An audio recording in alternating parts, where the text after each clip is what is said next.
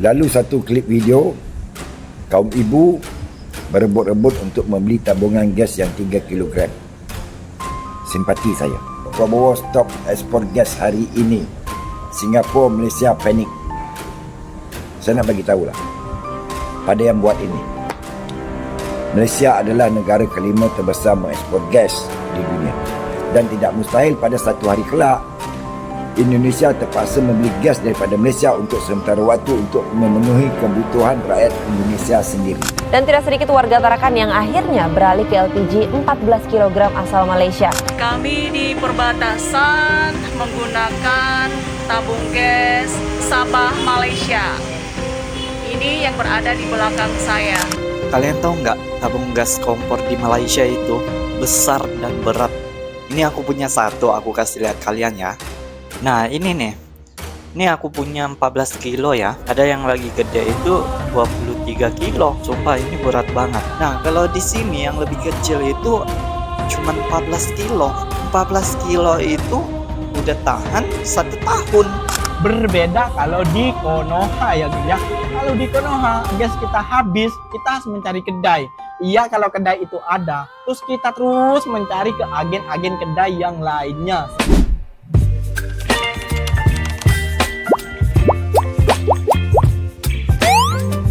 Halo semuanya, saya Ria Oktorina.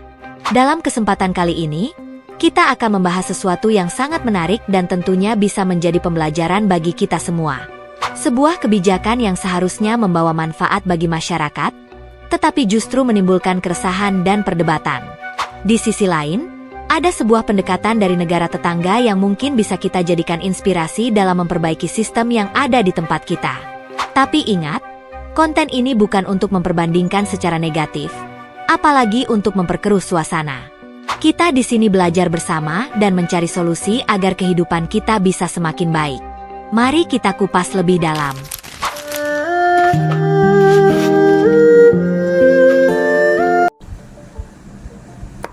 Lalu satu klip video kaum ibu berebut-rebut untuk membeli tabungan gas yang 3 kilogram. Simpati saya. Dan mantap Pak Presiden stop alihkan gas Malaysia dan Singapura. Prabowo stop ekspor gas hari ini. Singapura, Malaysia panik. Saya nak bagi tahulah pada yang buat ini. Malaysia adalah negara kelima terbesar mengekspor gas di dunia. Kan? Pada 2023 dan 2024 laporanlah ya. Banyak lagi negara lain mengekspor gas, tapi Malaysia adalah yang kelima mengekspor gas. Dan saya nak bagi tahu, kami di Malaysia menggunakan gas subsidi untuk memasak di rumah. Dan gas kami ada dua kategori, satu 14 kilo, satu 16.5 kilo. Yang 16.5 kilo harga kurang lebih bawah RM28 Malaysia. Ini saya nak bagi tahu. Ya, murah sebab telah disubsidikan oleh kerajaan dan berhak diguna pakai seisi rumah daripada golongan paling kaya sampai ke bawah paling miskin. Harga sama.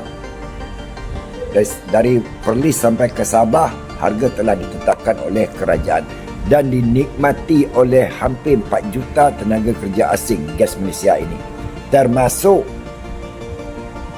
yang duduk di sempadan Kalimantan, Sabah dan Sarawak. Mereka menggunakan gas daripada Malaysia sebab apa dia boleh didapat dengan mudah daripada tunggu gas daripada negara mereka sendiri. Ini baru kita boleh bercakap tentang kenapa kerajaan gagal. Sepatutnya tiktokers di Indonesia harus bercakap tentang ini.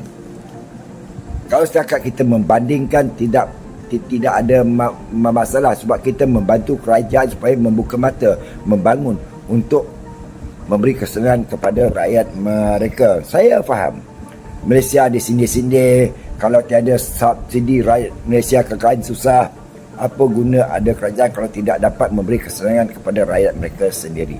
Dan tidak mustahil pada satu hari kelak Indonesia terpaksa membeli gas daripada Malaysia untuk sementara waktu untuk memenuhi kebutuhan rakyat Indonesia sendiri. Dan ke depan, mungkin di bawah pemerintahan Pak Prabowo, Indonesia akan menjadi salah satu negara pengekspor gas yang terbesar sebab Indonesia negaranya luas. Bahan galian mereka cukup banyak. Ya. Kalau Indonesia tegas di dalam hal ini, bukan mengikut kata telunjuk oligarki. Bak kata Pak Khalid nelayan Tangerang. Ya. Saya ikuti kasus pagar laut. Ya. Bukan saya nak memperendahkan, tidak. Kesilapan boleh diperbetulkan, dan Pak Prabowo saya ucapkan tahniah kerana mengambil jalan tegas dengan memberhentikan ekspor elektrik ke Singapura. Satu. Yang kedua, memberhentikan ekspor gas ke negara jiran.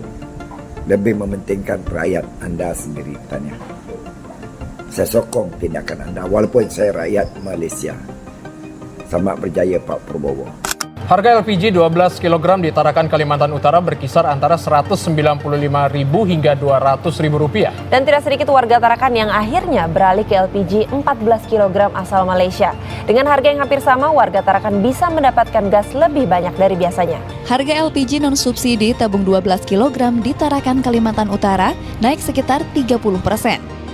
Sebelumnya, gas tabung 12 kg ini dijual seharga Rp150.000. Kini, harga jual LPG 12 kg di Tarakan berkisar antara Rp195.000 hingga Rp200.000. Stok LPG 12 kg di tingkat pengecer masih tersedia. Namun, bukan tidak mungkin warga Tarakan akan lebih memilih LPG 14 kg asal Malaysia. Lain lagi dengan Udir.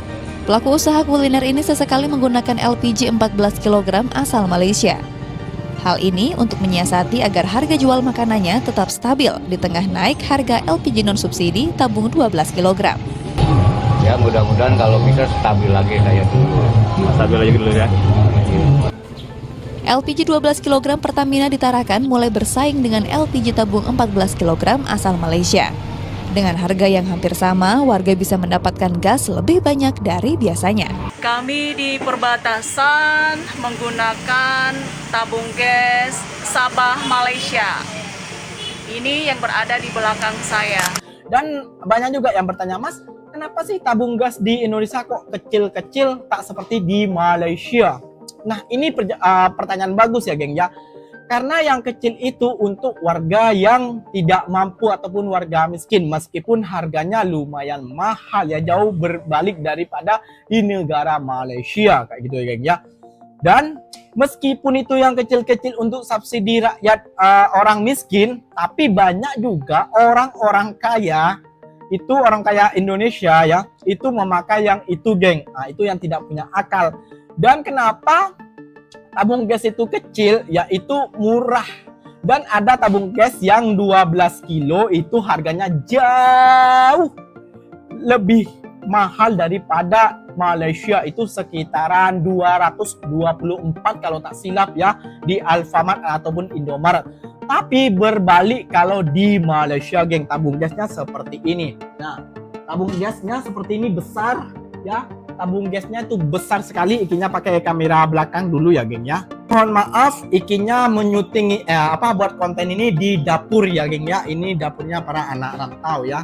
Nah, kayak gini ya geng ya. Ini 14 kilo ya, 14 kilo. Harganya cuman kalau isi ulang harganya sekitar Rp27 Malaysia. Kalau dirupiahkan itu ya 100 lah paling sana. Tapi kalau di Indonesia itu 2 kali lipat harganya. Tapi lah yang kecil itu yang ini yang 14 kilo. Tapi yang di Indonesia itu 12 kilo saja geng. 12 kilo sekitaran 200 berapa kayak gitu pokoknya. Silakan komen di bawah bila tersilap. Nah, seperti ini. Dan di sini geng ya, dan di sini kalau gas kita habis, itu kita bukan cari terus beli pergi kedai, bukan geng, nggak sama seperti di Indonesia, bukan. Tapi kalau di sini habis, kita kalau ada nomor telepon lah, misalnya ada nomor telepon ataupun ada orang yang kita kenal, Itu akan menghantarnya sampai ke atas. Ini tingkat 2 rumah ikinya ya, tingkat 1 ya. Kalau dari bawah tingkat 1 kayak gitu, itu akan dibawa ke sini, geng. Nah, itu dibayar Rp1 lah kayak gitu ya, geng ya. Ada upah lah, kasihan ya kan, biasanya nggak usah upah kayak gitu. Tapi kalau yang di bawah, yang tinggal di bawah itu nggak usah, geng. Dan di sini itu tiap mau habis biasanya berapa bulan satu kali pasti ada lewat, akan ditanyakan gasnya sudah habis belum, gasnya ada yang kosong belum, seperti itu, geng. Kalau di Malaysia berbeda kalau di Konoha ya, geng ya. Kalau di Konoha gas kita habis, kita harus mencari kedai. Iya, kalau kedai itu ada, terus kita terus mencari ke agen-agen kedai yang lainnya, seperti itu hari ikinya mencari berapa kedai di Indonesia tidak jumpa, sampai ikinya jumpa yang lumayan jauh sekali, sekitaran perjalanan di rumah dari dapur kayak gitu ya. Dari dapur ikinya sekitaran 7 kilo kayak gitu. Wah, 7 kilo tuh lumayan, geng. Ya, kalau jalan kaki kayak gitu, kalau bawa gas kayak gitu, nasib baik gasnya kecil. Nah, seperti itu. Miss N ada komen di satu VT mengeluarkan kita punya pendapat ya tentang polemik tabung gas melon. Tapi aku dikecam di situ, guys, sama orang Konoha yang kesindir ya. Orang Konoha yang kesindir itu dikecam aku, guys. Abis-abisan aku dikecam ya, guys. Yang nggak paham-paham juga itu di orang itu. Nih, sini gue tegesin yang udah skodeng-skodeng ya, ngintip-ngintip profil saya. Saya mah nggak perlu popularitas ya. Saya mah cuman kepengen mengeluarkan apa yang saya pikirkan ya. Jadi of course nggak sama apa yang kamu pikirkan. Tabung gas melon bentuknya kecil, warnanya hijau ya. Hampir dimiliki semua orang yang ada di Indonesia. Tidak kaya, tidak miskin, ada tabung gas melon. Bahkan sekarang makin kesini orang miskin makin susah dapat tabung gas melon yang disubsidikan spesial untuk rakyat miskin. Garis bawahin ya. Dan mereka ini dengan tidak ada rasa simpatinya ya kepada hak-hak orang miskin yang dicari, mereka masih merasakan mereka itu miskin padahal mereka itu sudah mampu. Mereka banyak yang beli tabung gas, nggak cukup 1, beli 2, 3. Apakah itu dibilang miskin?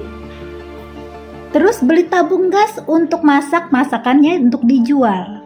Maksudnya ngewarung. Apakah itu layak mendapatkan gas melon? Tidak layak. Dia sudah mampu. Untuk cari rezeki, untuk jualan harus pakai tabung gas besar, bukan tabung gas subsidi. Ya, itu udah salah. Makanya sekarang banyak orang susah mendapatkan gas yang murah ini, susah.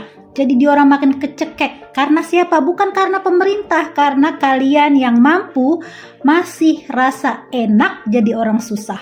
Itu fakta ya. Makanya jangan keenakan jadi susah. Ayo cepat bangkit, cari duit lebih lagi, beli tabung gas gede. Tunjukkan kalau rakyat Indonesia itu bisa mensejahterakan orang miskin juga. Kasih kerjasama sama pemerintah, jangan kamu terus yang mau dikasih. Kapan kamu mau ngasihnya? Betul nggak? Aduh. Halo guys, apa kabar? Gue lagi di Jalan Alur nih. Tuh, di Jalan Alur kan. Nah, gue lihat tetap gas harganya Rp26.60. Rp26.60. Nah, itu beratnya 14 kilo. Nah, kalau LPG itu berapa ya guys? Lo bisa convert ke rupiah, Rp26 tuh Rp1-nya 3.600an deh, katakan 3.600. Nah, jadi berapa tuh? Mahalan mana gas Malaysia atau gas Indonesia? Lo komen di bawah ya. Kalian tahu nggak tabung gas kompor di Malaysia itu besar dan berat? Ini aku punya 1, aku kasih lihat kalian ya. Nah, ini nih. Ini aku punya 14 kilo ya. Ada yang lagi gede itu 23 kilo. Sumpah ini berat banget. Tapi kelebihannya di sini, kalau kalian pakai kompor yang ada infrarednya kayak gini. Nah, itu jimat banget. Nah, ini ada 2. Satu bukan infrared ya, satu kayak biasa. Nah, ini ada 2, ini infrared. Kalau kalian pakai yang kompor kayak gini ya, tabung gasnya itu jimat banget. Kayak jimat setahun lah gitu ya penggunaannya. Bayangin cuman 14 kilo ya. Itu kalian sudah jimat dalam setahun penggunaannya. Nggak perlu nge-refill, nggak perlu beli-beli tabung gas. Cukup pakai kompor infrared kayak gue. Keren kan? Kalau kayak kita kan size yang lebih kecil itu adalah berapa kilo gitu kan. Nah, kalau di sini yang lebih kecil itu cuman 14 kilo. 14 kilo itu udah tahan 1 tahun. Korang tahu nggak, kalau di Indonesia itu hanya ada satu syarikat yang memproduksi tabung gas untuk rumah tangga, yaitu Pertamina. Berbeda dengan di Malaysia, ada beberapa syarikat yang memproduksi tong gas, yaitu Petronas, Petron, BHP, Mira, dan Mygas. Di Indonesia, harga isi ulang tabung gas size 3 kg itu Rp20.000, 55 kg Rp107.000, yang ketiga 12 kg itu harganya Rp227.000. Sedangkan di Malaysia, harga isi ulang tabung gas size 10 kg itu Rp19, 12 kg Rp22.80, dan 14 kg Rp26.60. Menurut kalian, kenapa harganya bisa berbeda? Jawab di komen ya. RM19 untuk tong gas 10 kilo? Sabar guys, ni nak terang dulu. Gas memasak atau LPG bersubsidi adalah barang kawalan berjadual dan ada harga kawalannya. Ini harga untuk 10 kilo, 12 kilo dan 14 kilo. Tapi harga ini tak termasuk kos pengendalian dan caj penghantaran. Kalau ada yang jual mahal atau caj tak munasabah, itu dah kira mencatut. Boleh laporkan ke KPDN. Mencatut? Apa tu? Tunggu next video. Kilang Dobi yang menggunakan gas LPG bersubsidi diserbu oleh KPDN Perak. Ni gas ada dalam ni. Ini adalah tong-tong LPG untuk kegunaan domestik isi rumah, tetapi telah disalahgunakan oleh pihak industri yang menjalankan aktiviti laundry. Jadi untuk aktiviti laundry sepatutnya pihak peniaga menggunakan tong industri yang berkapasiti 50 kg ataupun 14 kg untuk kegunaan industri. You tidak ada permit. Okey, lepas pada ni you apply bagi ada permit, dapat permit dan you hanya boleh guna gas industri. Tong 14 kg pun ada untuk industri, tapi dia ada khas lah, memang khusus untuk industri punya. Harga dia lebih mahal daripada harga ni. Yang ni semua ada subsidi. Nah, yang 14 kg yang rendah ada subsidi. Harga subsidi kerajaan yang dibagi kepada pengguna ialah RM1.90 untuk 1 kg. Kalau ikut harga pasaran industri, harga dia dah RM4 lebih. Mana 1 kg sudah untung RM2. 1 kg, satu tong. Jadi sudah banyak dekat situ. Untuk kesalahan ini, kita akan ambil tindakan bawa Akta Kawalan Bekalan 1961.